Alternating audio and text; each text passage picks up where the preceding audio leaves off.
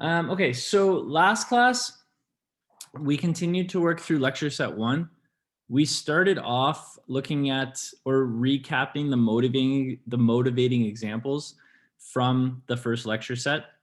The purpose of these motivating examples was to, well, motivate our study of survey sampling schemes. And what we ended up contrasting were two general types of survey sampling schemes: the probability sampling schemes versus the non-probability sampling schemes. What we determined, or what we saw examples of, were essentially situations or ideas that would imply that the probability sampling scheme is more likely to lead to a representative sample, especially if we are working in a dynamic or complex population.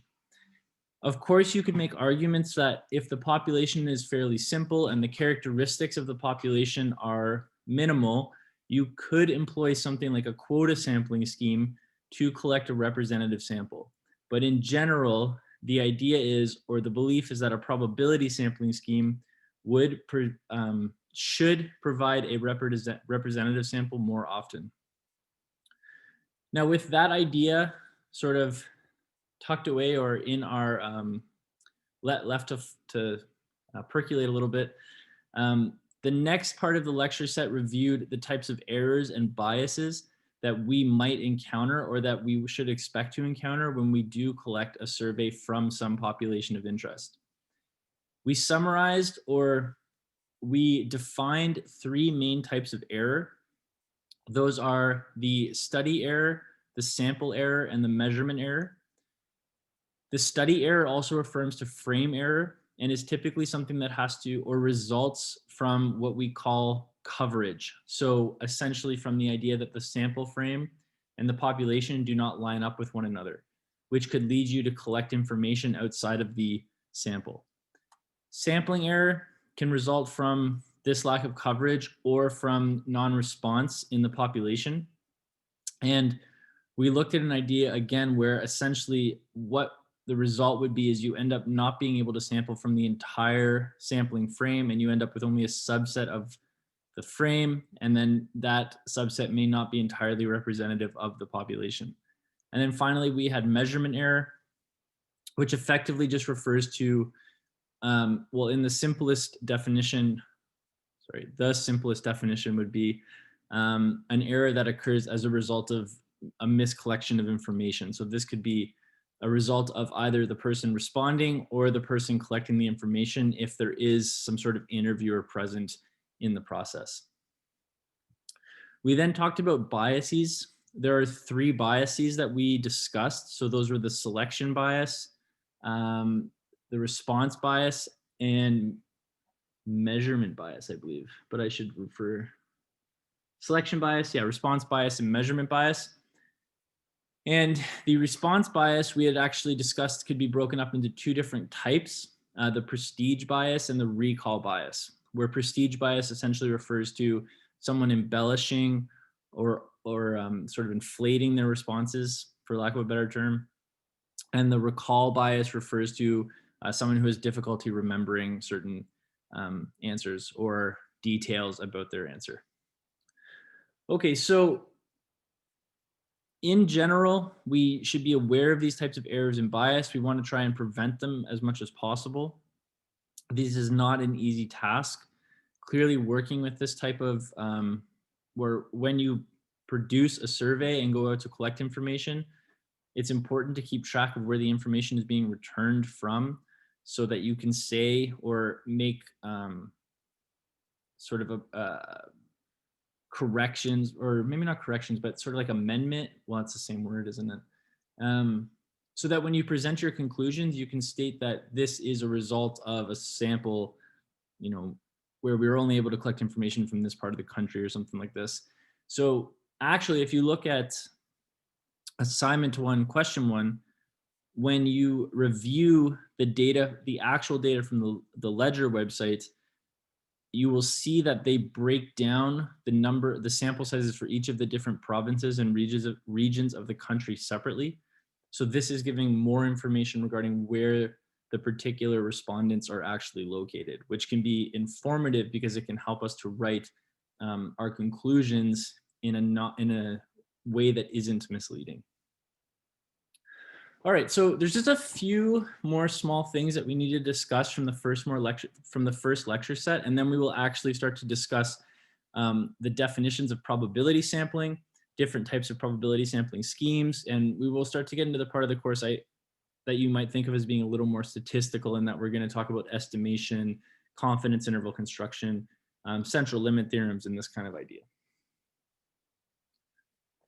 Okay, so how can we try and control errors or reduce biases in a particular survey sample?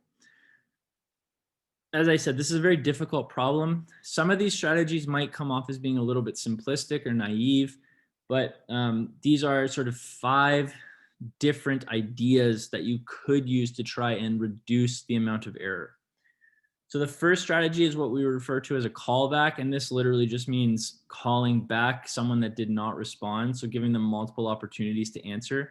And going back to one of the definitions of selection bias, or going back to the definition of selection bias, you might recall that this can occur when you replace a particular unit in the sample with someone that's convenient for you. So this idea of callbacks would mitigate that error. Rewards and incentives. So the reward and incentive idea is literally to provide some sort of, like a gift card for actually completing the survey. So this, I've seen this happen from time to time. I think even at McEwen, like you can enter surveys and you get like a Starbucks gift card or something like this, or you're entered into a draw for a Starbucks gift card. So this would be an idea of a reward or an incentive. Another incentive might be not having to pay a fine. I believe that Stats Canada, when they conduct a census, when they send out that information, there's actually a fine associated with not completing it for each of the households. This was something I had looked up before, and at the time, I believe that fine was somewhere in the area of $1,000 or so for not completing it. So you might think of that as an incentive. Using trained interviewers. So in this, we talked earlier about how the interviewer can introduce, for example, measurement error if they don't remember exactly how the question is phrased, or if they ask the question in a different way.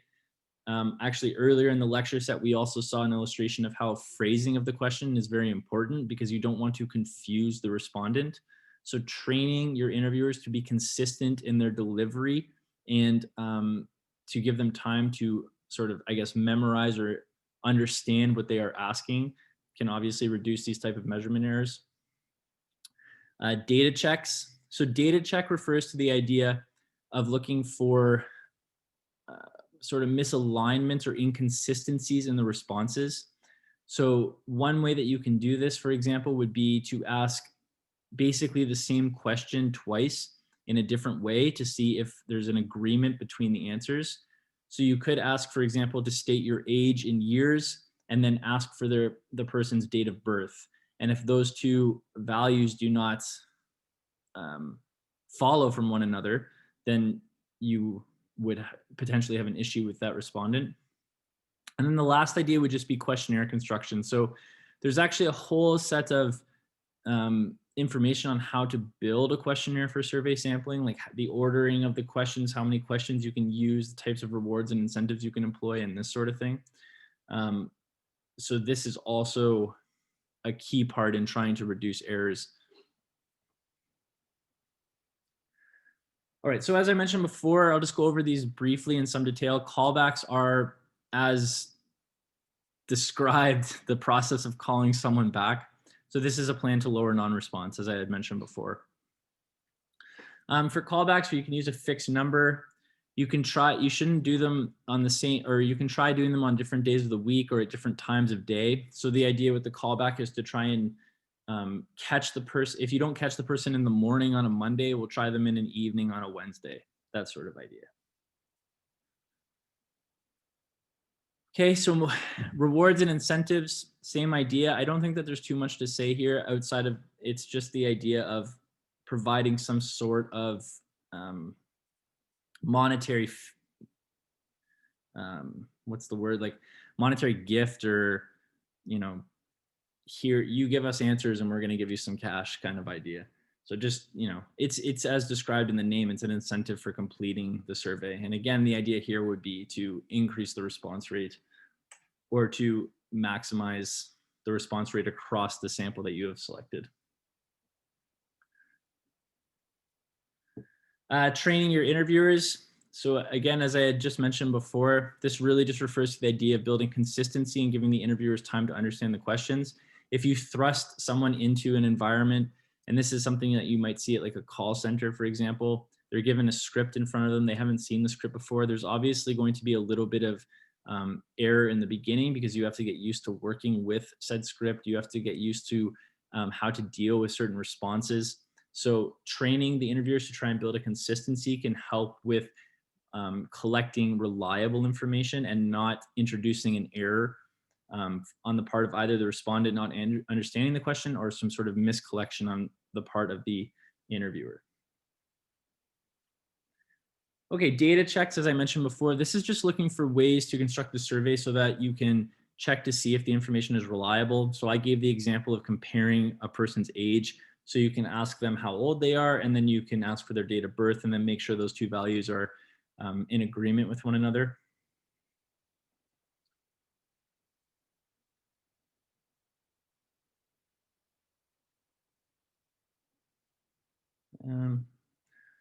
Data checks can also be done as the respondent is giving answers. So on the same example, if the respondent asks for your age and then asks for your date of birth, if you give an age that doesn't correspond, they can say, okay, well, this would actually mean that you're 34 and not 33.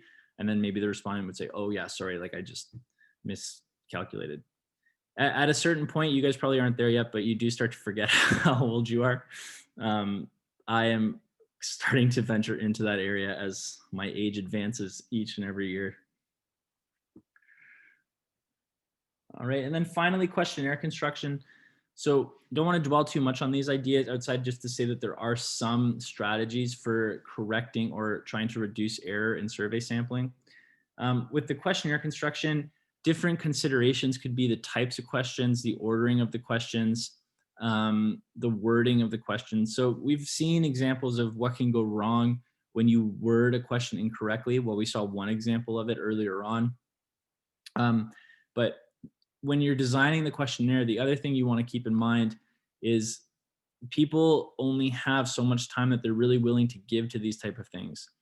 So for example, at MacEwan, as a faculty member, I often will get asked to, well, I shouldn't say often, but let's say like every couple months or every 3 months, I'll get asked to participate in a survey so that the university can collect information about the faculty's understanding of certain protocols and whatnot. For example, last night I did a survey on the code of conduct and my understanding of the code of conduct. And when I first got to the university, I remember I did a survey that took me something like 20 minutes to complete. And that really turns you off to wanting to participate in these things because it is such a time commitment to get it done. But I think over time, they've actually asked about their collection strategies and they started working with firms. And the surveys that they send out now take less than, I'd say, 5 minutes, like, somewhere between 2 to 3 minutes probably to complete.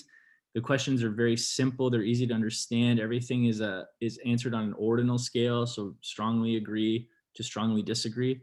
So it's very easy to work through the process. They get the information they want. I don't feel like I've lost, 20 to 30 minutes of my time.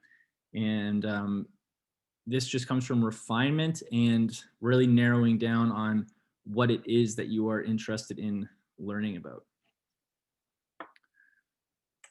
Okay, at the end of lecture set 1, I just have some random variable review, some general rules for working with random variables. We're going to need this in a little bit when we start to talk about, or when we start to look at proof of the different estimators that we would use in our probability sampling schemes.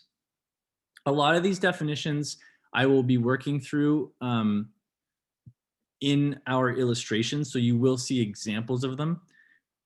Just as a quick reminder, most of these rules are general properties. Some things to keep in mind: the expected value operator is a linear operator. The variance operator is a quadratic operator. We have definitions of the covariance, which is also closed under addition and subtraction. We also have the definitions of the variance of the sum of two random variables. This isn't something I think, no, never mind. Actually, we will need a few of these, but most of these rules given on slide 48 are rules that we will see applied when we are actually proving out different characteristics of the estimators that we are going to talk about. So you will see examples of these in lecture, but if you needed to just refresh a few of the definitions, this slide contains, I think, most of the ones that you will need. And then we will talk about, or we will again see illustrations of them in a bit.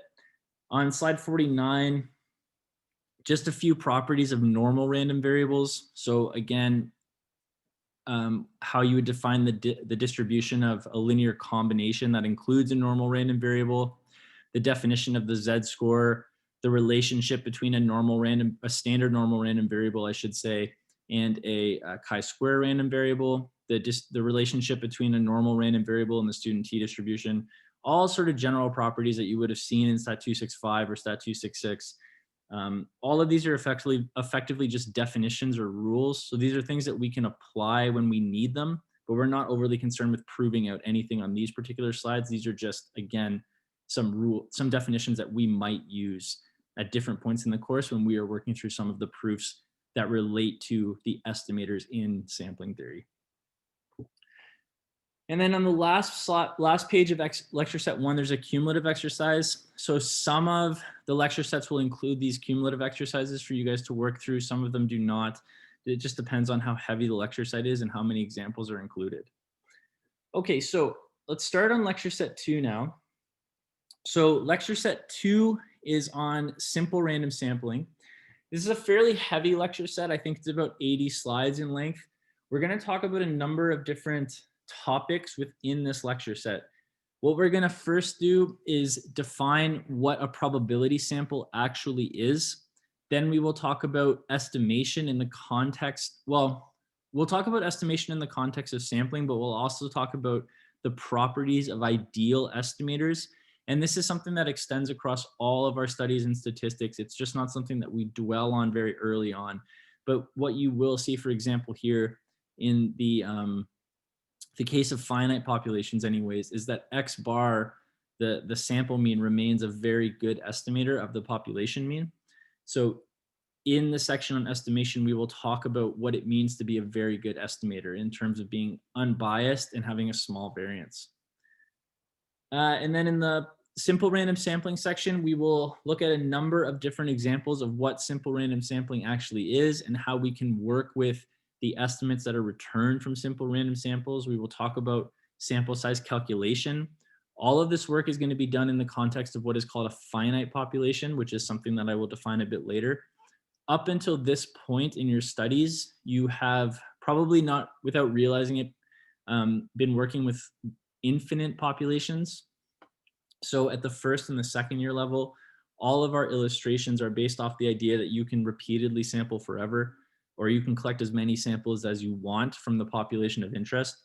In practice, of course, this isn't necessarily as reasonable. So all of the work that we will do in this course will be based off of the idea of a finite sample where you have a defined population size. And then we will talk about a rule for essentially defining whether or not you need to make a correction to your estimators to be based off of the size of the population and the size of the sample. We'll then talk about the estimators and SRS, define their properties, and then we're going to talk about systematic sampling, which is very closely related to simple random sampling. It uses the exact same estimators.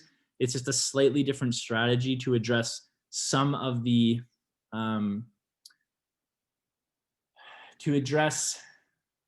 certain, so I guess it'll make more sense once we get there, but there are certain pieces of information about the population you would have to know in order to collect a simple random sample. For example, you would have to know the size and the frame. Systematic sampling provides a way of building estimates when you don't actually have a frame present. So once we get to that part, we will talk about it. But again, these are all based off the same types of estimators. All right, so probability sampling. Again, we're going to focus on probability sampling. based purely off the idea that the probability sample is more likely to return a representative sample of the population of interest compared to a non-probability sampling scheme. So our probability sample um, basically means that we are selecting units based off some underlying probability of selection. So for each of the observations in our sampling frame, we have attached a probability of it being pulled out.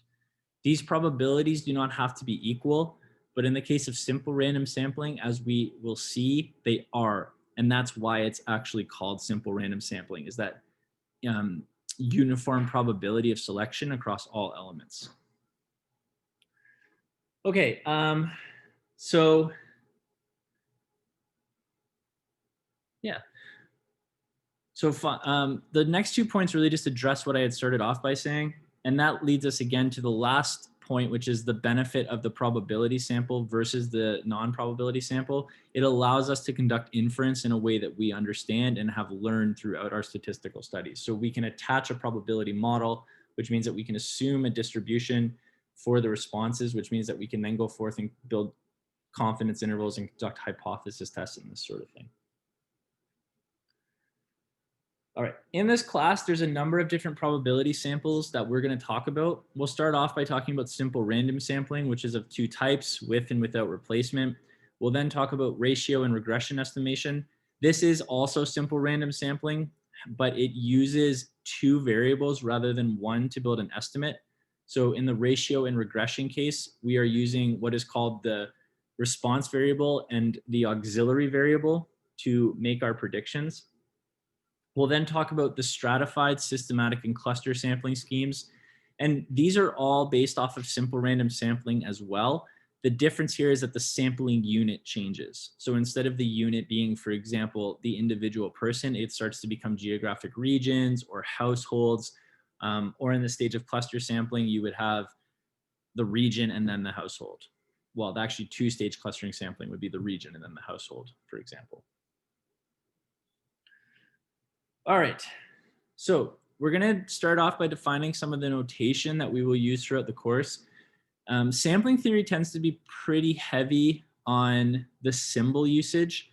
So in the beginning, it can be a little bit overwhelming, but once you get used to the general structure of how we write out our estimators, our estimates, and our parameters, it becomes more clear what we are talking about. One of the big differences between the notation in sampling theory and in other courses is that we actually distinguish between the estimator and the estimate. Up until this point, you have probably not seen too many examples of this distinction. You're probably used to seeing population parameter, sample estimate, and just working with the understanding that the estimate is meant to be, well, that the sample value is meant to act as an estimate of the population parameter, which is true. But in sampling theory, we start to talk about the properties of the estimators, and we distinguish between the estimator and the estimate because the estimate is actually just a constant or is just a single value that you compute from the sample, but it's computed using the estimator. So that is actually the function that we are interested in understanding the properties of. Okay, so the first thing, and this is a familiar definition, capital N represents the number of sampling units in the frame in this case. Okay, so we also think of capital N as being population size. So if the sampling frame is a set of objects that can be collected for the sample, then capital U represents the set of all objects that can be in the sample. So the sampling frame has objects U1 to U underscore capital N. So again, capital N here is designating the size of the sampling frame. Let little n represent the size of the sample units. So this is the general definition of little n. It's just sample size. So in this course, we're using the letters Y1 through YN to represent the elements in the sample. In other courses, you would have seen this as X1 through XN. There's no real good reason I can give you why we're using Y rather than X here. I mean, it's just a symbol. You can literally use whatever symbol you want. We're just using Y's for the sample rather than X in this case, but you can use X if you want. Little s is the sample that has been collected from the sampling frame. So little s is a subset of the sampling frame. And then delta 1 through delta n represent the probability of selection for each element within the sample. So essentially, the probability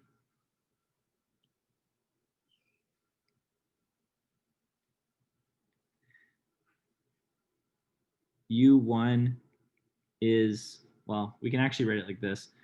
The probability U1 is in S is equal to delta 1. Okay, so this is probability U1 is in sample. And then that would extend across every situation.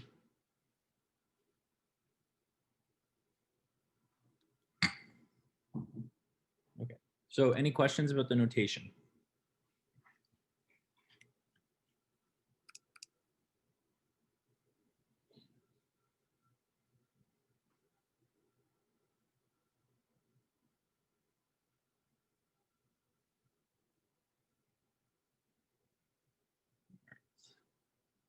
I am seeing none.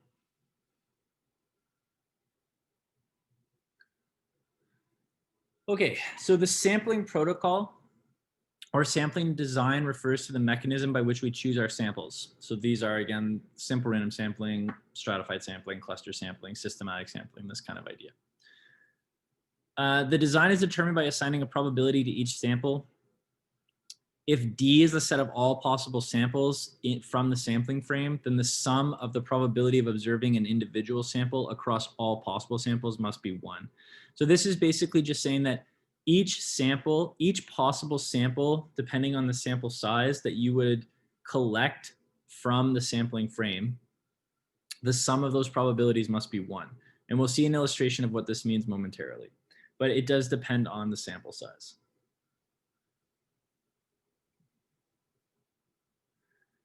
Okay, the inclusion probability is the probability that a particular unit is in the sample. Okay, so the inclusion probability refers to the probability of observing unit 1 in the sample versus unit 2 in the sample. You can also have inclusion probabilities for multiple units being in the sample. So for example, P subscript ij is the probability that unit I and j are both in the sample. Okay. Okay, so let's look at some illustrations here. Now, going back to the discussion that we had before, the probability of observing each sample must sum to 1 across all possible samples. So in these two illustrations, actually, so I made a slight mistake before when I said it depends on the sample size. In the first illustration, it would appear like this is the case. So what we have here is a sampling frame rather, where you have n equals 3 units. Okay, capital N equals 3 units. Listed below are all of the possible samples that you could observe from this unit or from this particular frame, assuming that you aren't sampling with replacement. So you can see that we have a distinct set of observations within each of the sample. So for example, S1 is the sample with only unit 1. S subscript 2 is the sample with only unit 2. S subscript 3 is a sample with only unit 3. S12, the sample with units 1 and 2. S subscript 13 is the sample with units 1 and 3. S subscript 23 is the samples with units 2 and 3. And S subscript 123 is the sample with units 1, 2, 3. So this would also be, in this particular example, the census, because this is the sample that contains all of the information in the population or in the sampling frame. Okay, so our inclusion probabilities are the probabilities of observing individual units within each of the different samples. So for example, here, oh, and then actually I should just mention too, so you can see from the last row in the table that defines the probability of each sample, it is the sum across all possible samples from the frame equal to 1. So originally I had said this depends on sample size. That was a mistake. So you can see here, P of S, or the sum of P of S for all S and D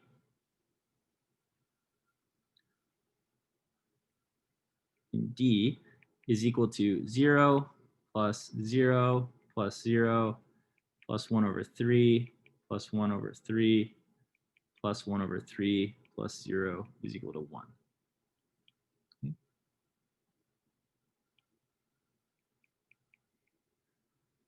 Okay, so we're summing across the probabilities of every possible sample. All right, now let's define the inclusion probabilities for each of the units. So we have, for example, the probability for unit 1 being in the sample. So P1 is the probability that unit 1 is in the sample. Okay, so this is going to be 0 plus 1 over 3 plus 0. So each of these values, oh, sorry, I missed one. 0 plus 1 over 3 plus 1 over 3 plus 0. Yeah. So you can see basically what the inclusion probability is just the probability of observing unit 1 if you were to consider all possible samples. So the 0 here represents S1. The 1 over 3, well, I guess we should write this as the probability of S1. The 1 over 3 here represents the probability of S12.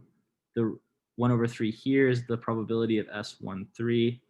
And then the 0 here is the probability of S123. Okay.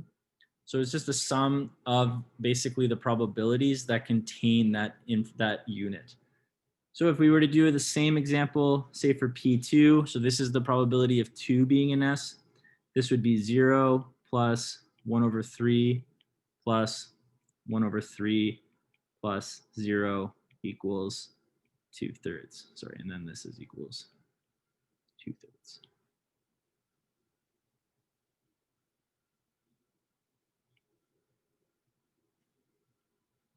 Right?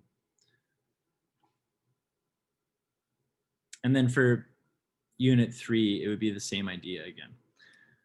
All right, and then if we wanted to do sort of a double inclusion probability, so say we wanted P1, 2, so this is the probability 1, 2 is in the sample. So here we would have 0 plus 0 plus 1 over 3 plus 1 over 3. Oh, sorry. So, sorry, if we wanted to observe the sample with 1, 2 in it, so 1 and 2 both have to be in the sample, then this would be 1 over 3 plus 0. Okay, and that would be probability S12, and this would be probability S123, which is equal to 1 over 3. Sorry, it's a joint probability, not a union.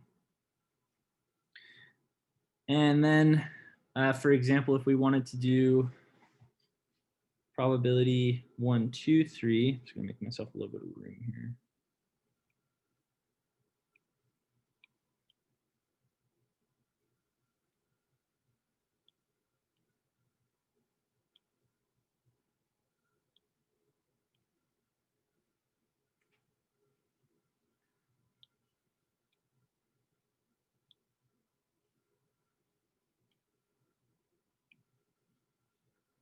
Okay, so maybe if we want to do the probability of 1, 3, for example, this would be 1 over 3 plus 0 again, which is 1 over 3.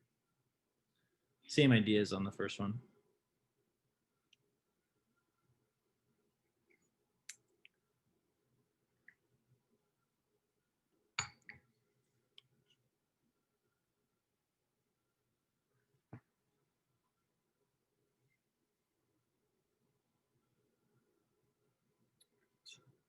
Okay, so let's look at another example, and then if there's any questions, I'll pause for that.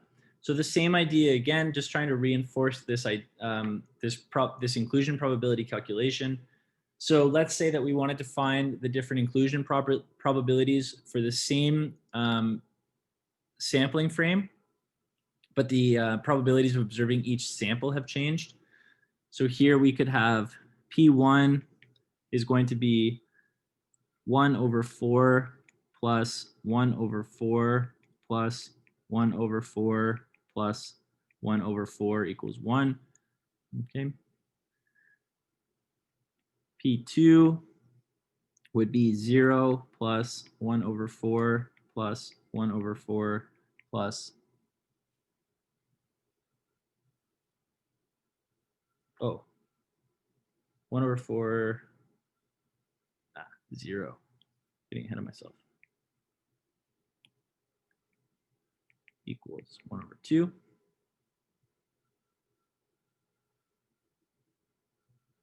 0, 1 over 4, 0, 1 over 4, yeah. P3, so that would be a 0 plus, check my time, 1 over 4 plus 0 plus 1 over 4 equals a half. P12, this would be 1 over 4 plus 1 over 4 equals 1 over 2. P13, this would be 1 over 4 plus 1 over 4 as well.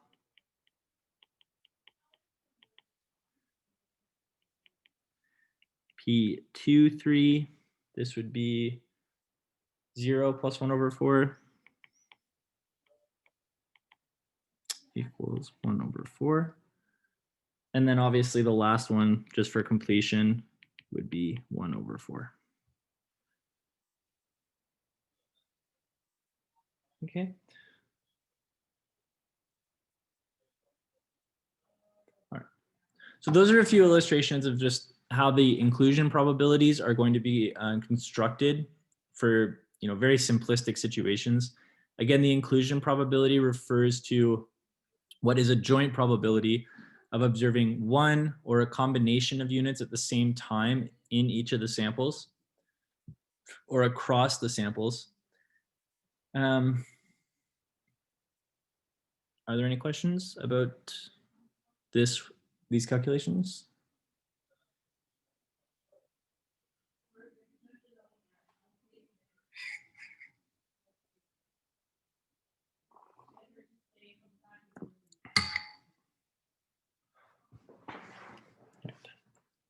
Cool. Okay, so Brooklyn, you're the spokesperson then. So we're gonna keep going. All right. So those are the leading examples. Again, just regarding the inclusion probabilities, the definitions, and some of the nomenclature that we're going to be using throughout the course. Most of the, I think, nomenclature is similar. I mean, one of the things is that capital N is the sample size, is the size of the sampling frame now rather than population, but for the most part, it's referring to the size of the collection of elements that we will be sampling from. So in general, that's the same idea. Okay, so estimation. We're going to talk a little bit about the probability or the calculations of our estimators, or our estimates, I should say, and the properties that we use to define good estimates. So again, the underlying goal of the course is not different from, Stat 252, for example, when really what we're focused on is inference. So we are focused on making calculations about, or building estimates for a population parameter of interest.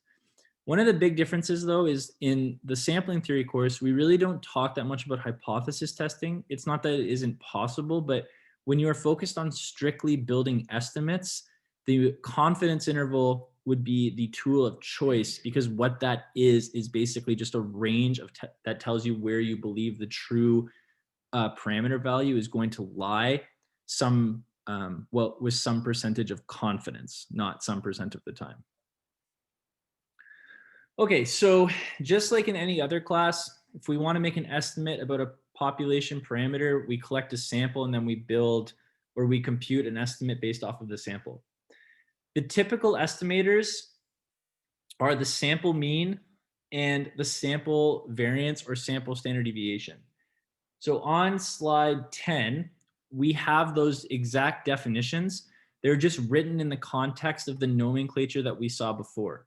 So for example, here, this equation where we have mu tilde, this is exactly the same thing as x bar is equal to the sum from I equals 1 to n of xi over little n. The only difference here is that we use a tilde to represent the estimator.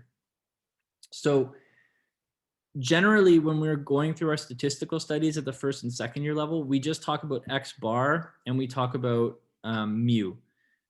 There are some questions in like the first year class where they distinguish between the size of x. So there'll be like small x bar and capital X bar. And the capital X bar is supposed to represent the random variable, which would be the estimator. In this course, what we do to distinguish is we just use the parameter as the symbol of interest, and then we use a tilde to represent the estimator, and we use a hat to represent estimate, because traditionally that is what the hat symbol means. So in general, to summarize what is actually being said on this slide, you would have mu is parameter. Here, actually, let me just move this over so that we can summarize. Okay, so summary. Wow, what is going on today? I just spelled summary with 2 R's. Okay, so summary of symbols.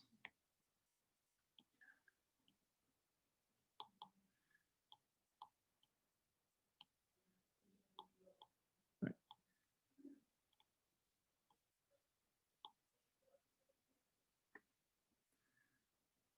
Okay. So mu is an example of a parameter. Now, of course, mu in this case would be the population mean specifically, and then sigma squared would be the population variance. So this is just an illustration. So mu is the parameter, specifically population mean. Okay. Mu tilde is estimator. Okay, so this is function to compute estimate.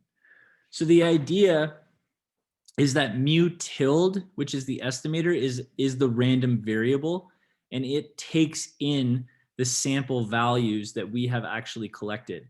So the sample values can change depending on the sample that you select from the frame. So mu tilde, the output from mu tilde will also change depending on the sample that you submit to it. So every time you give a different sample, you'll probably get a different estimator. If it's a good collection of samples, those values should be very close to each other, and they will hopefully be close to the population mean, but they're still expected to change. Mu hat is estimate. Okay, so in this case, it would be the sample mean. Now, the estimate actually doesn't have any properties because the estimate is a constant. So it is a value that is strictly related or strictly a result of the sample values that were submitted to the estimator. So the estimator is actually the function that we're going to be the most interested in terms of defining the properties of the estimator and determining whether or not it is a good estimator. And then mu is obviously the parameter, which is unobserved. And then mu hat, again, in this illustration, is the estimate, which is a constant that is directly related to the sample that was submitted to the estimator. So we're distinguishing between parameter, estimator, estimate. And for each of the different parameters, so they could be the standard deviation, they could be the variance, those are the common ones. You would have the parameter, you would have the estimator, which is the function used to estimate that value, and then you would have the estimate. So here, for example, we have estimator for sigma. Okay. And then on the bottom part, just for clarity, this is just saying for all observations in the sample, which is the same as writing basically I equals 1 to n.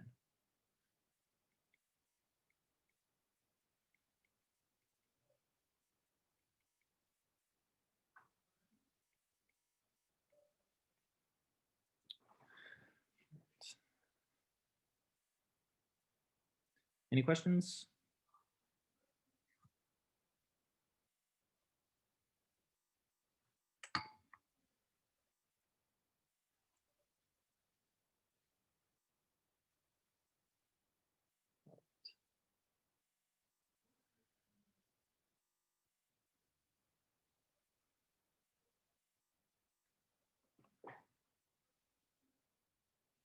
Okay, so using the sampling, well, using the layout of the samples collected from the population with, or from the sampling frame with 3 units in it, let's compute estimates for mu and sigma squared. So the estimate for mu and the estimate for sigma squared are going to change depending on which sample we use. So for example,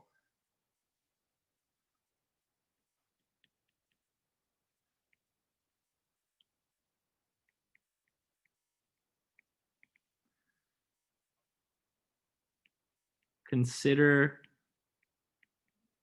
S12, right? So here we would have mu hat, well, so we have mu tilde is equal to the sum from I across all I and S of yi divided by little n. Okay, I guess I should write it exactly like it was given in the previous slide.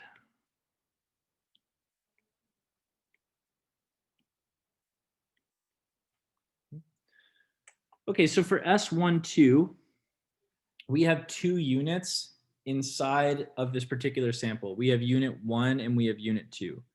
So this is going to be 1 over 2 multiplied by y1 plus y2, which is 1 over 2.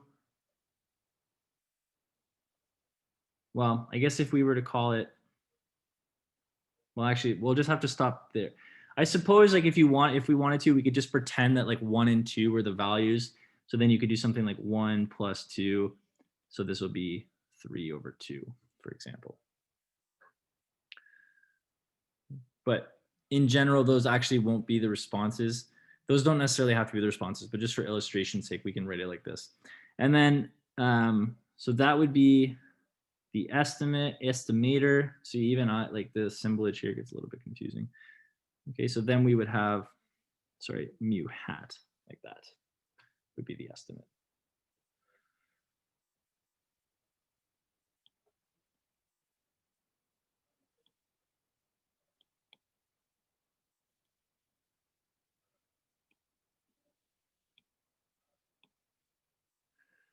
Okay, and then, oh, well, just quickly here. So let's say that we wanted to do sigma squared. So the estimator here is 1 over n, sum I in S. Yeah, sorry, I will in just 1 second. 1 over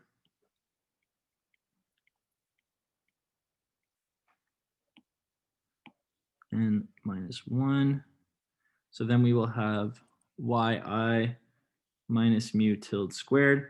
So then the estimate here will be 1 over n minus 1, the sum I and S, yi minus mu hat squared.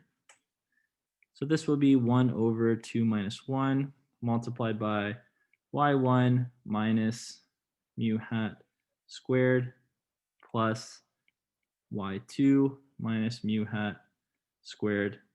And then if we were to continue with our little substitution, so we would have 1 over 1, and then we would have 1 minus 3 over 2 squared plus 2 minus 3 over 2 squared. And then we can continue to solve that. So we would have, in this case, 2 over 2 minus 3 over 2. So that's going to be negative 1 over 2 squared plus 4 over 2 minus 3 over 2. So that's 1 over 2 squared. And then this would lead us to a quarter plus a quarter, which is a half. Hopefully I did that math right. Okay. So Brooklyn, could you explain why m hat is a constant again? Yeah, so the hat represents the estimate. So the estimate is directly a function of the sample that was submitted to the estimator. So let's say like you consider one sample at a time, like we did on slide 11. So for sample 1, 2, let's say that we have observation with values 1 and 2. So y1 equals 1, y2 equals 2, for example. The result of submitting that sample to the estimator gives you a value, in this case 3 over 2. 3 over 2 is now a constant that is directly related to the sample values that were submitted to it. So it doesn't actually have any properties. It's just a value that represents the average of that sample. But the estimator, which takes in different samples, has varying properties because its value is going to change with all of the samples. So you can say that it forms a distribution across every sample. Does that make sense?